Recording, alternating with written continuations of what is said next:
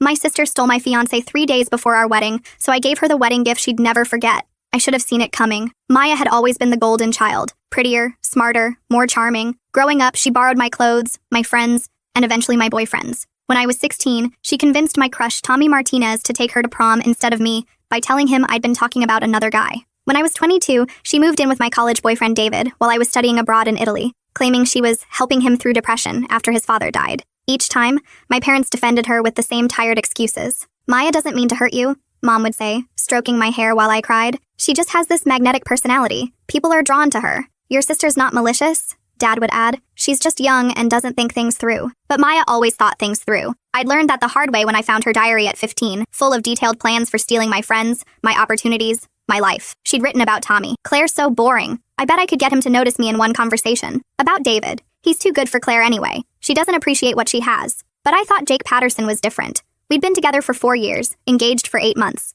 We'd met at a restaurant where I was waitressing to pay for nursing school, and he was working as a line cook with dreams bigger than his paycheck. Jake loved how I made him laugh during his worst kitchen disasters, scraping burned sauce off pans at 2 a.m. while he practiced new recipes. He loved how I supported his dreams of opening a restaurant, contributing my entire savings account, $23,000, to his business plan, when banks wouldn't give him a loan. He loved how I believed in him when his own family called him a failure for dropping out of college to attend culinary school. Jake had seen Maya manipulate men before. He'd been there during family dinners when she'd flirt shamelessly with my high school boyfriend Matt right in front of me, then claim she was just being friendly when I confronted her. He'd rolled his eyes at her wedding dress shopping commentary. Claire's so practical, but wouldn't something more form-fitting be better? You want Jake to be excited, not comfortable. He'd laughed when she'd accidentally spilled red wine on my engagement photos at last year's Christmas party, claiming the lighting made me look washed out and offering to retake them with her photographer friend. Your sister's exhausting, he'd told me after that party. I don't know how you put up with her constant drama. I'd defended Maya like always. She means well, she just doesn't have a filter. The rehearsal dinner was perfect. We'd rented the private dining room at Bella Vista,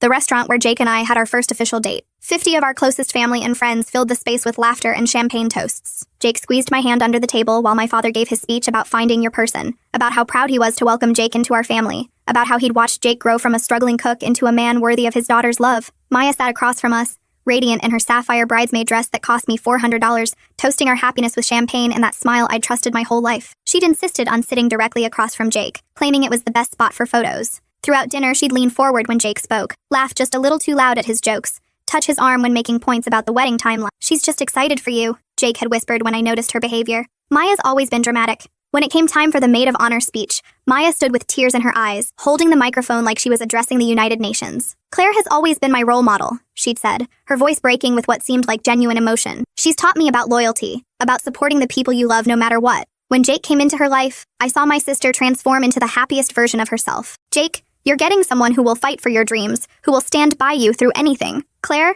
you're getting someone who sees how incredible you are. She'd raised her glass with a trembling hand. To Claire and Jake, may you always choose each other first, no matter what challenges come your way. The room erupted in applause. Jake kissed my cheek, whispering, your sister really loves you. I'd felt guilty for ever doubting Maya's intentions. 2 nights later, I couldn't sleep. Wedding nerves, I thought. Our big day was in 18 hours. I'd already laid out my dress, a vintage-inspired A-line with hand-sewn pearls that my grandmother had worn in 1952. I'd confirmed the final head count with the caterer, 147 guests. Double-checked that the rings were safely tucked in Jake's best man's pocket, and made sure the photographer knew about the special shot of my parents' wedding rings next to ours. My phone was set with alarms every hour to remind me to drink water and eat something. At 5 a.m., I gave up on sleep and decided to surprise Jake with coffee at his apartment, our last morning as an unmarried couple. I'd picked up his favorite dark roast from the 24-hour diner and grabbed fresh bagels. My key turned in his lock like it had hundreds of times before, the same lock I'd helped him install when he'd moved into the one-bedroom apartment above Mrs. Chen's flower shop. I found them in his bed, my sister, my fiancé, the white silk lingerie I'd bought for our honeymoon, $300 worth of delicate lace from the boutique Maya had recommended, tangled around her ankles. The engagement ring I'd watched him save for, working double shifts for 8 months, gleaming on the nightstand next to empty champagne glasses, and what looked like leftover takeout from Russo's, the Italian place where we'd celebrated our 6-month anniversary. Maya saw me first. Instead of shame or surprise, I saw triumph in her eyes. She'd been waiting for this moment, planning for it. I was going to tell you, she said, sitting up slowly, not bothering to cover herself. Jake realized he chose the wrong sister. Jake scrambled for his boxers, stammering apologies about it just happening, about being confused, about still loving me somehow. His face was red with shame and panic, sweat beading on his forehead as he tried to find words that could possibly explain what I was seeing. Claire, this isn't what it looks like, he said, the most cliché lie possible. But Maya cut him off with a laugh that chilled my blood. The same laugh she'd used when she'd told our parents I'd broken Mom's antique vase when we were 12. The laugh that meant she'd won again. Stop pretending you're sorry, Jake. We've been planning this for months. Tell her about the hotel room in Vegas when you went for that restaurant conference. Tell her about Christmas when you said my name in your sleep. Tell her about last week when you said you wished you'd met me first. My knees almost buckled. The Vegas conference was in March, 7 months ago. Christmas was at my parents' house where Maya had stayed in the guest room next to ours. Last week, when Jake had been distant and claiming work stress. Tell her about the loan, Maya continued, her voice getting stronger, more confident. Tell her how you're planning to use her savings to open a restaurant with me instead. The room spun. My $23,000. The money I'd saved working 60-hour weeks as a nursing assistant, picking up extra shifts during holidays, skipping meals to put away every possible dollar. The money that was supposed to fund our dream restaurant, Patterson's Place. Maya, stop, Jake said weakly, but she was on a roll now. Tell her about the apartment we looked at last week. The one with the big kitchen and the garden view. Tell her how we've been planning to leave right after the wedding, take her money, and start fresh in Portland. Portland. Jake had mentioned Portland recently, claiming a chef friend had offered him a job there. I'd encouraged him to consider it, thinking it might be good for us to start fresh somewhere new. Months. While I'd been ordering flowers and scheduling cake tastings, sending save the dates and choosing centerpieces, confirming RSVPs and finalizing seating charts, they'd been planning my humiliation. The late nights Jake claimed he was working at the restaurant, coming home smelling like perfume he said was from the female servers. The times Maya canceled our sisterly shopping trips because she had a date with someone she couldn't tell me about yet. The way they'd both been so helpful with wedding planning, insisting on handling the photographer and videographer themselves because they had connections who could save us money. We picked Chelsea Morrison, Maya had said about the photographer. She's incredible with candid shots. She'll capture every moment. Now I understood why. I walked out without a word. They were still calling my name as I descended the narrow stairs, Jake's voice breaking as he begged me to listen, Maya's sharp and demanding as she told him to let me go. Claire, please, Jake shouted from his window as I got in my car. Let me explain. I drove away slowly, watching him in my rearview mirror as he stood half naked in his window, probably realizing his life was about to implode. For the next 6 hours, I sat in my car at Sunset Beach, the place where Jake had proposed 13 months earlier. He'd planned an elaborate sunset picnic, complete with my favorite Thai food and a playlist of songs that meant something to our relationship. When he'd gotten down on one knee, he'd talked about building a life together, about how I was his best friend and his future all wrapped into one person. I can't imagine doing any of this without you, he'd said, his hands shaking as he opened the ring box. You make me better at everything. I should have been crying, calling my parents, canceling vendors. Instead, I felt something cold and calculating settle in my chest. Maya had taken everything from me since we were children, and each time I'd forgiven her because family was supposed to forgive. But this time was different. This wasn't a borrowed sweater or a stolen boyfriend. This was my future, my money, my life she'd planned to destroy. I drove home at 11 a.m. and found my parents in the kitchen, frantically calling vendors to cancel the wedding. Mom was sobbing over a conversation with the florist about losing the deposit.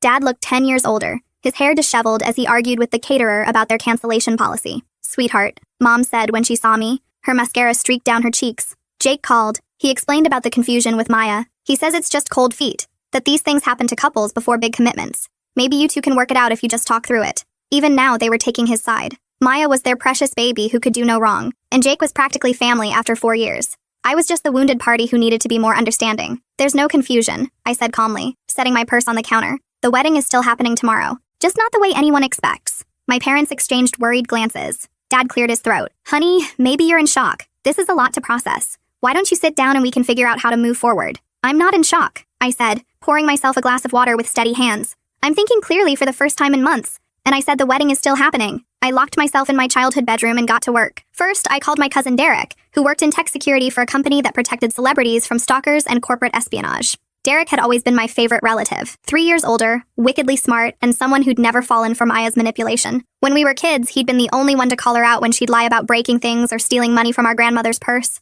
I need a favor, I said when he answered. Remember when you said I could ask for anything after I helped you through your divorce? Derek's ex-wife had tried to take him for everything, including his dog and his grandmother's wedding ring. I'd spent 3 months helping him document her affair and her attempts to hide assets. When the divorce was final, he'd gotten full custody of his dog and kept everything she'd tried to steal. Name it, he said immediately. I explained the situation, the affair, the money, the planned betrayal. Derek listened without interrupting, occasionally making disgusted sounds. Those pieces of shit, he said when I finished. What do you need? Derek had designed security systems for celebrity weddings, installed hidden cameras in offices for corporate investigations, and helped several friends gather evidence of cheating spouses. He understood discretion. More importantly, he understood revenge. I need to know everything, I said. How long this has been going on, what they've been planning, whether there are others involved. And I need it documented in a way that can't be questioned or denied. Give me Jake's address and phone number, Derek said. I can have micro cameras installed in his apartment within 2 hours. His phone can be cloned if I can get physical access for 30 seconds. How technical do you want to get?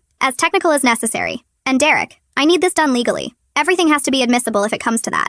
Leave that to me. Jake's apartment building doesn't have security cameras, right? And his lease probably includes standard language about management access for maintenance. I'll pose as a cable repair guy. Half the buildings in that neighborhood have been having internet issues this week. Next, I called Chelsea Morrison, the wedding photographer Maya had personally recommended. Chelsea specialized in candid moments and had an impressive portfolio of capturing authentic emotions at weddings. Her website featured testimonials from brides praising her ability to document the real story of their special day. Chelsea, this is Claire Richardson. You're photographing my wedding tomorrow. Oh my God, Claire, I'm so excited. Maya's told me so much about you. Are you having pre-wedding jitters? You sound a little stressed. Interesting. Maya had told her about me. Actually, I'm calling because there's been a change in plans. I have a very specific shot list for tomorrow, and I need to know you're willing to capture some unconventional moments. Of course, I pride myself on getting the shots other photographers miss. What did you have in mind? I need you to document everything that happens tomorrow. Everything. Even if it seems inappropriate or uncomfortable. Especially if it seems inappropriate or uncomfortable. Can you do that? There was a pause. Maya mentioned you might want some dramatic shots. She said you're really into authentic storytelling. I'm totally on board. Should I bring extra memory cards? So Maya had been planning this for a while, setting up her friend to document my humiliation. Perfect. Bring everything you have. And Chelsea, there might be some video components to tomorrow's event. Are you comfortable with live streaming? Absolutely. I do a lot of social media integration. Will this be going on Instagram stories or Facebook Live? Something like that. One more thing. I need you to keep this conversation between us. The surprise elements won't work if word gets out. Your secret's safe with me. Maya always said you were more creative than people give you credit for. After I hung up, I sat staring at my phone. Maya had been planning this humiliation for months, setting up her photographer friend to capture my breakdown. She'd probably imagined viral videos of me sobbing at the altar, content that would follow me forever. Then I made the hardest call of all. Mrs. Patterson? I said when Jake's mother answered on the second ring. It's Claire. I have something important to tell you about tomorrow's wedding. Jake's mother, Patricia, had never liked Maya. She called her that manipulative little peacock after Maya had flirted shamelessly with Jake's married brother at our engagement party, complete with hair flipping and inappropriate touching while his wife was in the bathroom. Mrs. Patterson was old-school Baptist with strong opinions about moral behavior and women who threw themselves at taken men. What's wrong, dear? She asked, immediately picking up on my tone. You sound upset. I told her everything. About finding them together. About the months of lies. About how they'd planned to humiliate me at my own wedding and steal my savings. About the apartment in Portland and the restaurant they wanted to open with my money. The silence stretched so long I thought she'd hung up. I could hear her breathing, short and sharp, like she was trying to control herself. Those sinful children, she finally whispered, her voice shaking with rage. After everything you've done for that boy, after you supported him through culinary own save, after you when his own father called him a worthless. Jake's father had been particularly brutal during family dinners, constantly comparing Jake to his successful older brother who worked in finance. I'd spent countless evenings building Jake back up after his father tore him down. Mrs. Patterson, I have a plan, I said, but I need your help. Tell me what you need, sweetheart. That boy has been heading for a fall his whole life, and Maya's exactly the kind of woman who'll drag him straight to hell. Mrs. Patterson had been waiting 30 years to put someone like Maya in her place. She'd grown up in a small southern town, where women who stole other women's men were dealt with swiftly and publicly. She understood the value of a good, old-fashioned reckoning. I explained my plan. Mrs. Patterson listened, occasionally making approving sounds. You're sure this is legal? She asked when I finished. Derek's handling the technical aspects. Everything will be documented properly. And technically, I'm not doing anything except allowing the truth to come out at my own wedding. Good. Jake needs to learn that actions have consequences, and Maya needs to understand that not everyone will just roll over and let her take what she wants. There's one more thing, I said. I need you to make sure Jake shows up tomorrow. If he tries to run or cancel, this won't work. Oh, he'll be there, Mrs. Patterson said grimly. I'll make sure of it. That boy owes you an explanation in front of everyone who came to support your relationship. The least he can do is face the music. The morning of my wedding, I woke up at 6 a.m. feeling calmer than I had in months. My phone was already buzzing with messages. Bridesmaids asking about timing, vendors confirming details, relatives asking for directions to the church. Maya texted me at 6:15. Jake told me everything. I'm so sorry, sis. I never meant for this to happen. Can we talk before the ceremony? I need to explain. I stared at the message for a full minute. Even now, she was lying, planning to manipulate me one last time, probably hoping to convince me to quietly cancel everything and slink away while she and Jake rode off into the sunset with my money. I texted back, of course. See you at the church. We'll have plenty of time to talk. She had no idea I'd spent the night making sure every detail was perfect for her special day. Derek had sent me a text at 3 a.m. Package delivered. Everything's in place. You're going to love the bonus footage. Bonus footage meant he'd found more than I'd expected. Maya and Jake had probably been sloppy, thinking they were in the clear once the wedding was over. At 8 a.m., my hair and makeup team arrived. I'd kept the original appointments, telling them there had been some changes. but that we were proceeding as planned. Sarah, my makeup artist, noticed my calm demeanor. "You seem really zen for a bride," she said while applying my foundation. "Usually by now, brides are crying or yelling or both." "I'm exactly where I need to be," I said, which was the truth. At 10 a.m., I arrived at St. Mary's Catholic Church in my wedding dress. The guests were already arriving. 200 people who'd taken time off work, bought gifts, booked hotel rooms, and traveled from as far as California to celebrate what they thought was my happily ever after. I could see Jake's college roommates in the parking lot, laughing and adjusting their ties. My nursing school friends were clustered near the entrance, admiring the flower arrangements I'd spent months selecting. Maya waited in the bridal suite, wearing the sapphire bridesmaid dress that cost me $400. She looked nervous for the first time in her life, fidgeting with her hair and checking her reflection obsessively. When I walked in, she jumped up like she'd been caught doing something wrong. "Claire, I need to explain." "No explanation needed," I said, adjusting her hair with gentle hands. "You want Jake? You can have him." Her face lit up with relief and victory, the same expression she'd worn when she'd convinced our parents to let her have my bedroom when I left for college. "Really? You're not mad? How could I be mad?" I smiled serenely. "You're my sister. If you think Jake is your soulmate, who am I to stand in the way of true love?" Maya practically glowed. She'd gotten everything she wanted without consequences. Again. In her mind, I was the same pushover sister who'd always rolled over whenever she wanted something. "You're being so mature about this," she said, hugging me carefully to avoid messing up our makeup. "I was worried you'd make a scene." "Me? Make a scene?"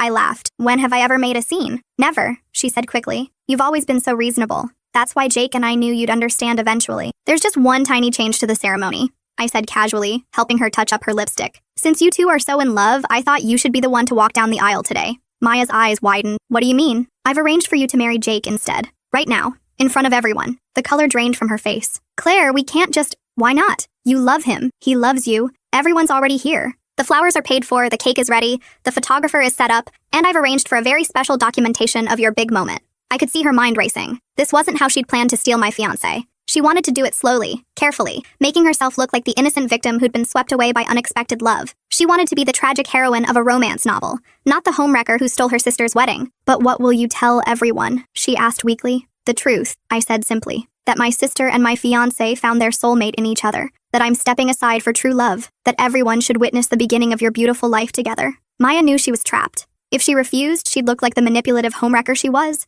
If she accepted, she'd be married to Jake before she could think through the consequences. And backing out now would require explaining to 200 guests why she couldn't marry the man she'd been having an affair with for months. "Where is Jake?" she asked, her voice barely above a whisper. "Getting ready in the men's suite. He's so excited to marry you, Maya. He kept talking about how you're everything he ever wanted in a woman." That was a lie. Jake had spent the morning texting me frantically, begging to talk, promising it was all a mistake. He'd called 17 times between 6 and 8 a.m. before I'd blocked his number. I'd forwarded all his messages to Maya instead, along with a note. "Your groom seems nervous. Maybe you should comfort him." 20 minutes later, Maya stood at the back of St. Mary's in a hastily altered wedding dress borrowed from our cousin Jennifer, who was conveniently the same size and had brought her dress for photos. The congregation murmured in confusion as Pastor Williams stepped to the microphone. "Due to unexpected circumstances," Pastor Williams said carefully, reading from the script I'd given him, "we're celebrating the union of Jake Patterson and Maya Richardson today, instead of Claire Richardson and Jake Patterson." The murmurs grew louder. I sat in the front row next to my parents, who looked mortified and confused. Dad kept whispering urgent questions that I answered with serene smiles and vague responses about love finding a way. Maya's smile was brittle as she walked down the aisle to Jake, who stood at the altar looking like he might vomit. He kept glancing at me desperately, probably hoping I'd stop this insanity. The organist played "Here Comes the Bride," while the congregation watched the strangest wedding ceremony they'd ever attended. Chelsea, the photographer, snapped away enthusiastically, just as I'd requested. She'd positioned herself perfectly to capture both Maya's forced smile and Jake's obvious distress. When Pastor Williams asked if anyone objected to the union, I could feel 200 pairs of eyes on me. The silence stretched for what felt like hours. I smiled serenely and gave a small, encouraging nod for the ceremony to continue. "Jake," Pastor Williams said, consulting his notes, "do you take Maya to be your lawfully wedded wife, to have and to hold, for richer or poorer, in sickness and health, for as long as you both shall live?" Jake glanced at me one more time, his eyes pleading. I maintained my serene expression. He had no choice now. His mother was glaring at him from the second row. 200 guests were waiting for his answer. Maya was gripping his hand so tightly her knuckles were white.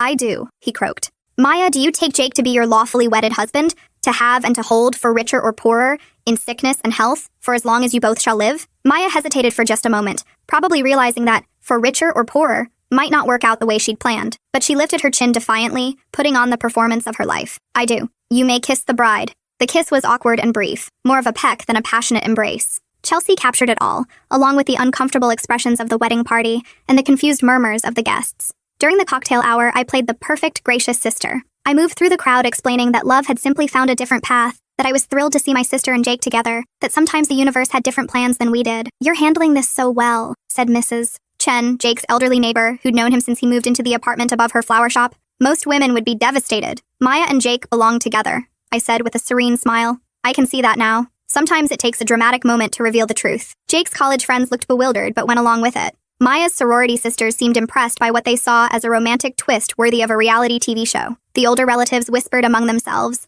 clearly shocked but not wanting to cause a scene. Maya and Jake sat at the head table during dinner, looking increasingly uncomfortable as reality set in. They were married, to each other, with no prenup, in front of everyone they knew. Jake kept checking his phone, probably looking for an escape route that didn't exist. Maya maintained her brilliant smile, but I could see the panic growing in her eyes. The dinner was exactly what I'd planned for my wedding with Jake. Salmon with lemon caper sauce, roasted vegetables, wild rice pilaf. The cake was still the 3-tier vanilla and raspberry creation I'd spent hours designing with the baker. Even the flowers were the same, white roses and baby's breath that I'd chosen because they reminded me of my grandmother's garden. Everything was perfect for Maya's special day. That's when I stood up to reveal my wedding gift. "Before we cut the cake," I announced, tapping my champagne glass with a silver knife, "I have a special surprise for the happy couple." The room quieted as the guests turned their attention to me. Maya and Jake looked confused but expectant, probably thinking I was about to give some tearful speech about stepping aside for true love. "As most of you know," I continued, "Maya and Jake's love story has been developing for quite some time. I thought it would be wonderful to share that journey with all of you." The lights dimmed and a large screen descended from the ceiling, the same screen we'd rented for a slideshow of childhood photos and romantic moments. Derek had positioned himself at a corner table, laptop open, ready to run the presentation. "Chelsea has done an amazing job documenting their relationship," I said, gesturing to the photographer who was still snapping away. "But today, I want to share some earlier footage that really captures the depth of their connection." The video began with Maya and Jake in bed together in his apartment, not from the night I caught them, but from 3 months earlier. Derek's hidden cameras had captured everything in crystal clear HD. The footage showed them laughing about how clueless I was, planning their strategy for breaking up with me after the wedding. "Claire's always been so trusting," Maya said in the video, stretched out naked on my fiancé's bed. "She has no idea we've been planning this since March." The room went dead silent. You could hear the collective intake of breath from 200 shocked guests. "Tell me again about the money," Jake said on screen, running his hands down Maya's body. $23,000. She's been saving for years. Once we're married and move to Portland, she'll never be able to touch it. We'll have enough to open the restaurant and disappear before she can do anything about it." The video continued. Months of planning. Jake practicing his breakup speech while Maya tried on my wedding dress in his apartment. Maya calculating how much money they'd save by keeping all the wedding vendors I'd already paid. Jake talking about how easy it would be to manipulate me into signing over power of attorney for the restaurant business. The most damning clip was from a week ago. Maya on the phone with someone saying, "Claire's always been pathetic. She'll probably beg Jake to take her back after the wedding, but we'll be long gone by then. She's too spineless to fight for anything." 200 guests watched in stunned silence as the truth played out on the screen in excruciating detail. Jake's mother stood up and walked out halfway through, her face twisted with disgust. My parents sat frozen in horror. Maya's sorority sisters were filming everything with their phones, probably already posting to social media. When the video ended, I stood up with the microphone, my expression calm and pleasant. "Surprise," I said brightly. I thought everyone should know what kind of love story they were celebrating today. The room erupted. Guests began standing and leaving, some throwing their napkins on their tables in disgust. Jake's groomsmen looked ready to fight him. Maya's face was buried in her hands as her new mother-in-law's friends filed past, muttering about moral decay and the downfall of family values. But I wasn't finished. "One more gift," I announced as the chaos swirled around us. Derek stood up from his corner table and nodded. Every phone in the room received the same text message simultaneously, a link to a private website where the full video was posted, along with screenshots of Jake and Maya's text messages planning my humiliation and their financial betrayal. "Just so everyone can remember this special day," I said sweetly. The website includes all the footage Derek collected over the past week, including some lovely conversations about how they plan to disappear to Portland with my life savings. "And Maya, sweetheart, you might want to check your social media. I've already tagged everyone we know." Maya looked at her phone and screamed. The video was spreading across Facebook, Instagram, and TikTok faster than she could delete notifications. Derek had made sure it would be impossible to remove. He'd uploaded it to multiple platforms simultaneously and sent it to every gossip blog and local news station in the city. "The hashtag is our sisterly love," I added helpfully. "Feel free to share your thoughts." Jake finally found his voice, his face red with humiliation and rage. "Claire, you're insane. We can get this marriage annulled." "Actually," I said, pulling out a folder thick with legal documents, "you can't. You're both over 18, mentally competent, and said 'I do' in front of 200 witnesses. In this state, consummation isn't required for a legal marriage, and there's no evidence of coercion." Derek helped me research the laws thoroughly. "Congratulations, you're stuck with each other." "This is revenge porn," Maya shrieked,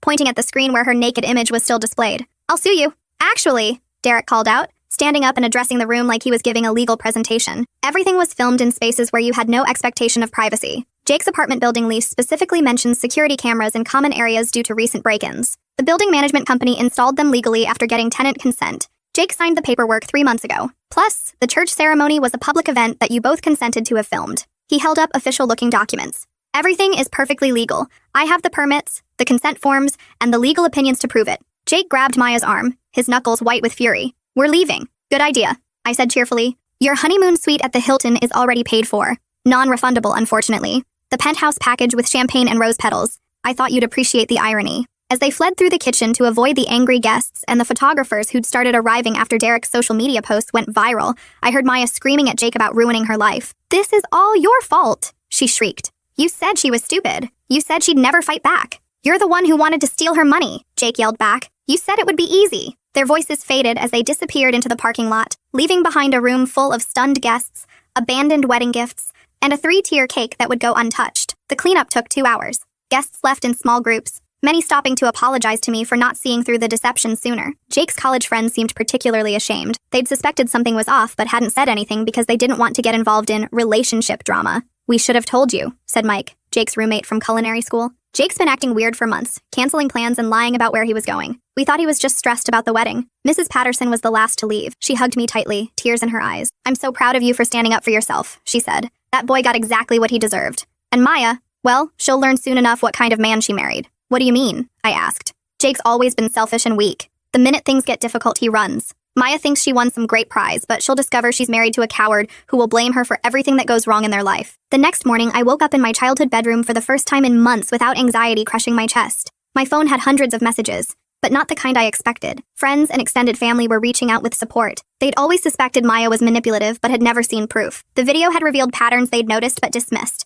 The way she'd undermine other women, the way she'd flirt with taken men, the way she'd always positioned herself as the victim while creating drama. I always knew something was off about Maya, texted my college roommate Jessica. Remember when she tried to convince me you were talking bad about me behind my back? Now I know she was just trying to isolate you from your friends. Jake's restaurant investors were pulling out after seeing the video. $150,000 in promised funding gone overnight. Maya's employer, a conservative law firm that specialized in family values, had fired her for moral turpitude and behavior inconsistent with the firm's Christian principles. The best message came from Jake's brother David. Thank God you dodged that bullet. Jake's been a selfish jerk since we were kids, and Maya's perfect for him. 2 narcissists deserve each other. Mom's never been happier to be wrong about someone. 3 months later, I got a text from Maya. I want a divorce. Jake's a nightmare and everyone treats us like pariahs. Please help me. I'll pay back the money. I screenshotted it and posted it on social media with the caption, "Some people never learn. P.S. What money? I never gave you any money." The comments were brutal. People who'd watched the wedding video had shared it with their friends, and it had gone viral beyond our local community. Maya and Jake had become internet famous as the worst people ever, and proof that karma is real. A year later, Maya and Jake were still married, not because they wanted to be, but because neither could afford a divorce lawyer. Their reputations were ruined, their careers destroyed. They'd moved to 3 different states, but Derek's video followed them wherever they went. Social media algorithms made sure that anyone who searched their names found the wedding footage. Maya had to change her name legally and was working as a cashier at a gas station in Wyoming. Jake was washing dishes at a truck stop diner, his dreams of owning a restaurant permanently destroyed. Every time they tried to start over, someone would recognize them from the video. I, meanwhile, had used the year to travel, start my own nursing consulting business, and rediscover who I was without Jake's dead weight holding me back. The money I'd saved for his restaurant became the seed funding for my own company, helping hospitals improve their patient care protocols. Last month, I got engaged to Derek, the cousin who'd helped orchestrate the perfect revenge. He understood loyalty, creativity, and the importance of standing up for yourself. Our relationship had grown naturally from friendship to something deeper as we worked together to rebuild my life. "You know I fell in love with you during the planning phase," he told me when he proposed. "Watching you take control of your life like that, it was the sexiest thing I'd ever seen." Maya sent a bitter congratulations card to my parents' house. "Hope your marriage lasts longer than your capacity for forgiveness." I sent back a simple reply. "It will. I finally learned to choose people who choose me first." The wedding is next spring. Maya and Jake aren't invited, but I'm sure they'll find a way to watch the video online. After all, Derek's already promised to livestream the whole thing with the hashtag #RealLove. The guest list includes everyone who was at the first wedding. They're all eager to celebrate an actual love story this time. Mrs. Patterson will be walking me down the aisle since my father passed away last fall. Even Jake's college friends are coming, bringing their wives who want to meet the woman who exposed those cheaters. The best part? Every vendor from the original wedding has offered their services for free. The photographer, the florist, the caterer. They all want to be part of a real celebration after being unwitting participants in Maya and Jake's deception. This time, the cake designer told me. We're making something sweet enough to wash away the bitter taste of last year's disaster. I couldn't agree more.